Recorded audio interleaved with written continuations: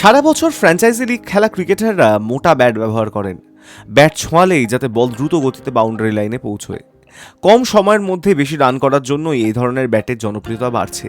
Bat প্রস্তুতকারক কোম্পানিগুলি অনেক সময় বেশি মোটা ব্যাট তৈরি করে ফেলে, যা বৈধতার মাপকাঠি ছাড়িয়ে যায়। অনেক ফ্র্যাঞ্চাইজি লিগে ব্যাট মাপা হয় না, সেখানে এই ধরনের ব্যাট দিয়ে কাজ চালিয়ে নেওয়া যায়। আইপিএলে এবার থেকে মাঠের মধ্যেই মেপে নেওয়া হচ্ছে ব্যাট। পাঞ্জাব কিংসের বিরুদ্ধে শেষ ম্যাচে নারাইন যে ব্যাট নিয়ে নামছিলেন তা অবৈধ ছিল। ব্যাটের প্রস্থ 4 সেন্টিমিটারের চেয়েও বেশি ছিল। ব্যাট গজ দিয়ে গোল ছিল না সেই ব্যাট।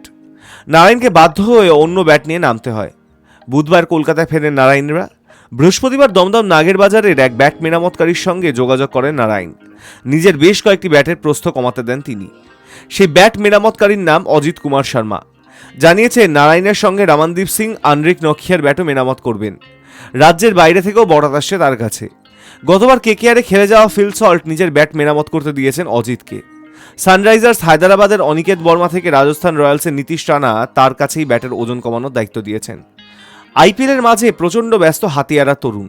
প্রত্যেকবারই ব্যাট মেরামত করার কাজ করেন তিনি, কিন্তু এবার আইপিএলে ব্যাটের মাপকাঠি বৈধতার নিয়ম আরও করা হওয়ায় দায়িত্ব বেড়েছে অজিতের। বলেছেন, এবার মাঠের মধ্যে ব্যাট মেপে দেখা হচ্ছে। সকলের সামনেই দেখা যাচ্ছে কোন ব্যাট বৈধ আর কোনটি অবৈধ। এবার ব্যাটের প্রস্থ কমানোর কাজই বেশি করতে হচ্ছে। এমনভাবে ব্যাটের ওজন কমাতে হয় যাতে স্ট্রোক না কমে। 21 এপ্রিল গুজরাট টাইটান্স ম্যাচের আগেই তৈরি হয়ে যাবে নারাইনদের ব্যাট। মেরামত করা ব্যাট নিয়ে শুভমান গিলদের বিরুদ্ধে নামতে পারবেন তিনি। বৃহস্পতিবার বিশ্রাম ছিল কলকাতা নাইট রাইডার্সের ক্রিকেটারদের। শহরে বজ্রবিদ্যুৎ সহ বৃষ্টি হয় সন্ধ্যায়। শুক্রবারও অনুশীলন করবেন না নাইটরা।